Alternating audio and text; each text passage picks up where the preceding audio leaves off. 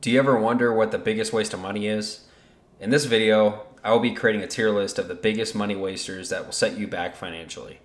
Keep watching to see if you have fallen into one of these money traps. Now, if you're not familiar with how a tier list works, here's the deal. I'll be ranking a bunch of items from the biggest money waster to the smallest money waster. If something ends up in an S tier, it means it's the ultimate financial trap. It drains your wallet the fastest, and it's going to set you back financially. On the other end, if I drop something in the D tier, it means, maybe it might not be the smartest of purchases, but it's not really going to ruin your finances. Now, here's the thing. Most people in their 20s get set back financially, not because they aren't making money, but because they aren't using that money wisely.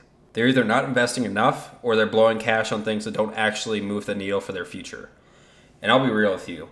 There are some things on this list that I've personally fallen into at some point.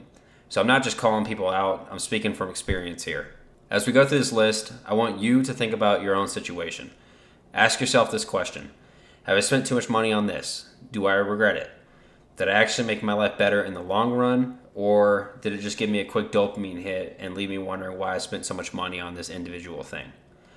Some of you guys are going to disagree with how I rank these, and that's fine, but this is from my perspective. I can tell you right now, if your goal is to get ahead financially in your 20s, these are the money pits that you're going to want to avoid. Your future self is going to thank you.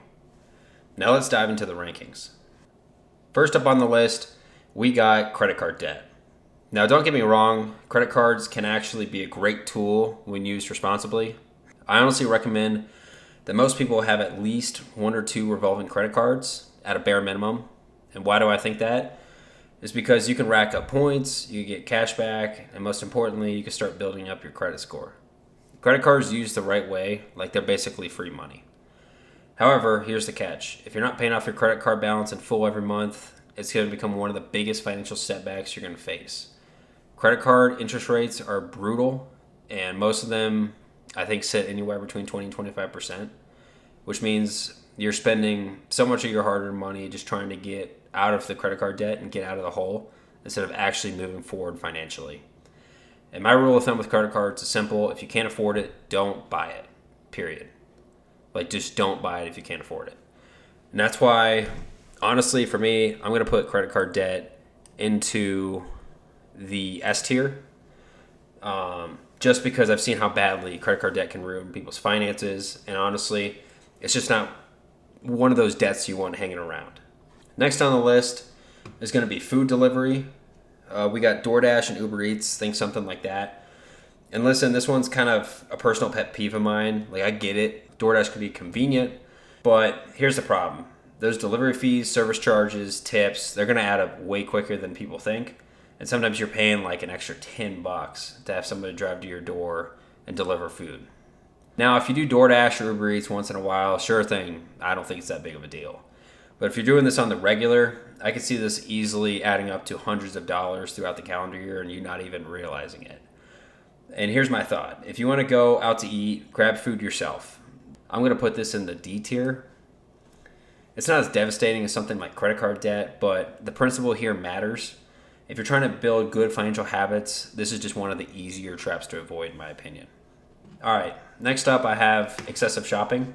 And this consistent desire to buy new clothes, new gadgets, or whatever the latest release is. I'll admit it, I've definitely been guilty of going on these random shopping sprees here and there, especially when it can come to clothes.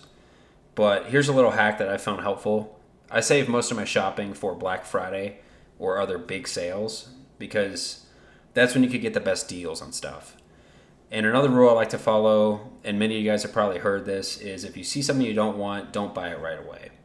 Sit on it for a couple of weeks. Ask yourself, do I really need this? Can I get it cheaper somewhere else? So where does this fall on the tier list? In my opinion, I'm putting this at the C tier.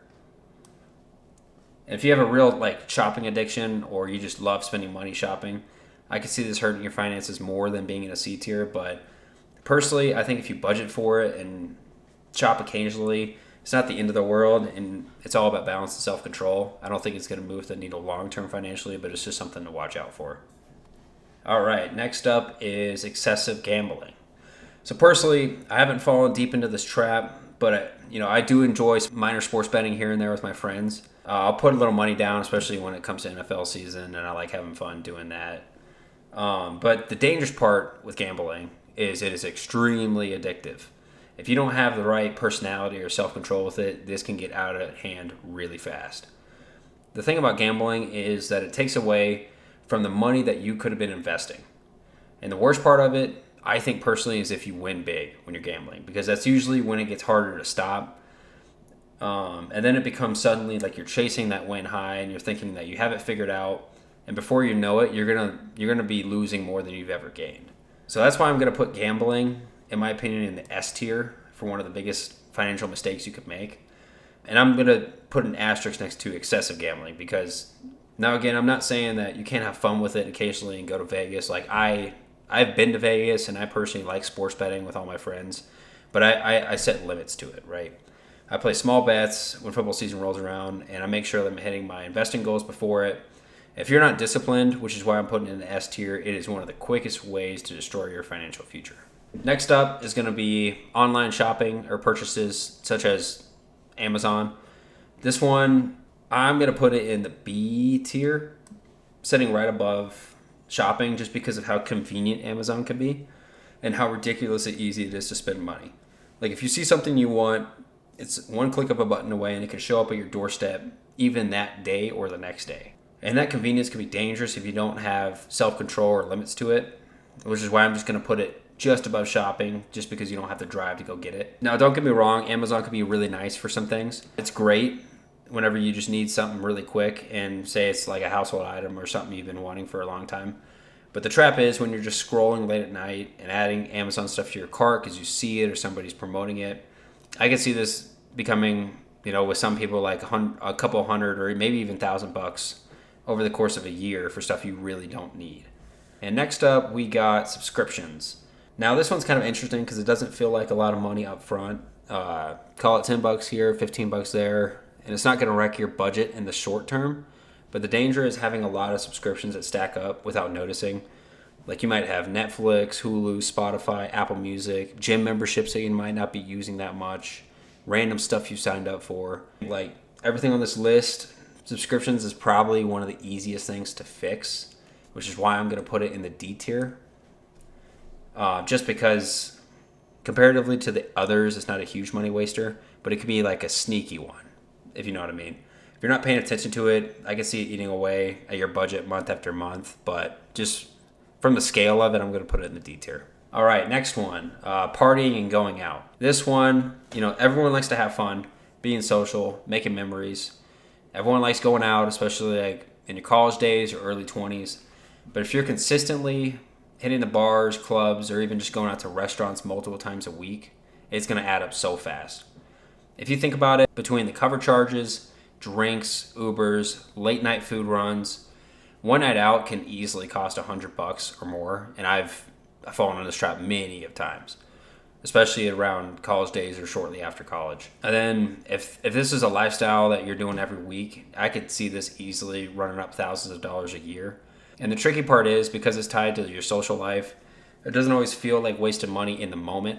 And I'm going to put this one in the B tier, kind of similar to Amazon shopping, right? Because I could see this becoming a serious drag on your finances if you don't put boundaries around it. So my advice in this, because I like to go out, is budget for it, right? You got to set aside a certain amount each month for going out of your discretionary spending. And once you hit that number, just call it good on the drinks, right? That way you can still enjoy yourself, still go socialize, but you understand that you're not wrecking your financial goals week in and week out with this. Now, this is a big one.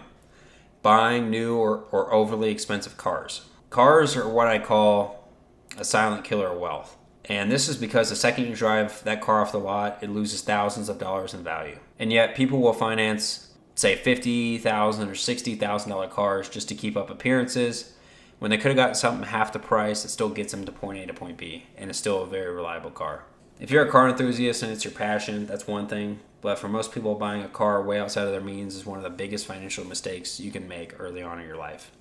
The monthly payment, the insurance, the depreciation, it all adds up very, very quick. And that's why I'm going to put cars in the A tier. And this one kind of hits home because I bought a new car. In hindsight, I wouldn't have done it again. Now, I paid it off pretty quick, but I realized how quick that depreciates and I could have got a used car for half the price. Now, buying a new car isn't going to completely wreck your finances, say like excessive gambling or major credit card debt would. But buying a car that's too expensive is one of the quickest ways to lock yourself into years of financial stress. My advice for this is buy used, buy reliable, and keep your car payments as low as possible. And next up, we got buying jewelry or designer items. Now, I know some people are into fashion or luxury brands. Me personally, I'm not. And there's a certain status that comes with wearing or owning luxury brands. But the harsh truth of it is most of the time that these items are just insanely marked up and do not hold their value.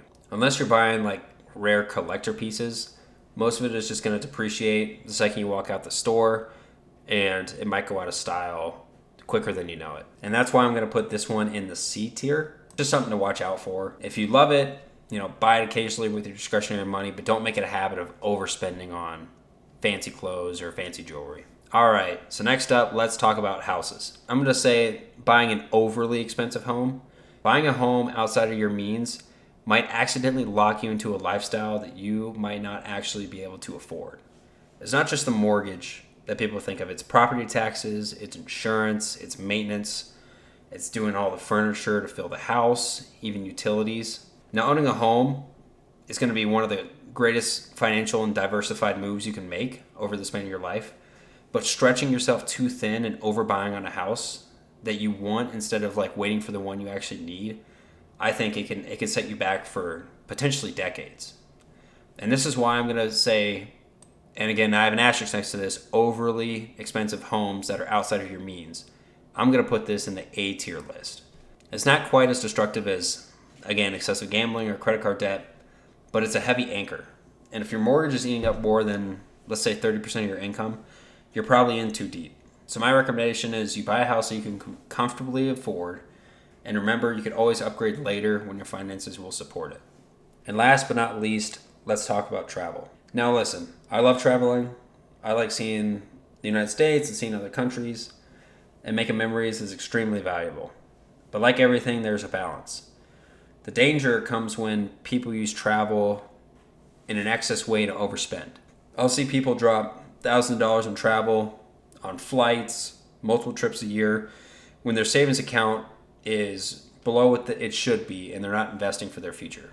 Now, I personally have overspent on travel many a times, and I've come back and be like, man, that kind of hurt financially. Travel is amazing, but if you're putting it on credit cards that you can't pay for or sacrificing your long-term financial health to go on a few vacations, it might not be worth it. You might want to think twice about it. That's why I'm going to put traveling in the B tier, just because it's not inherently bad. And in fact, I'd argue it's one of the more rewarding ways to spend your hard-earned money. I love traveling. You just got to be cautious that it's not going to set you back financially and you won't go overboard on the travel. The key is to budget for it, travel smart, and maybe find some ways that you can make it affordable without wrecking your financial goals. So at the end of the day, here's the big takeaway. The truth is, you don't have to cut out everything. You don't have to live frugally or never have fun again. But if you can just avoid some of these bigger money traps and get intentional about where your dollars are going, you'll automatically put yourself years ahead of most people financially. So here's the challenge I'm going to put to you guys. Just pick one of these categories that you know you're guilty of and commit to dialing it back a little bit this month. You're going to be shocked at how quickly those savings add up. Then instead of letting that money disappear, redirect it into something that actually builds your future. Whether that's investing, paying off debt, or building up your emergency fund. If you found this video helpful, hit that like button so more people can see it. Subscribe for more practical money tips. And let me know in the comments what is your biggest money waster right now. Thanks everyone for watching, and I'll see you in the next one.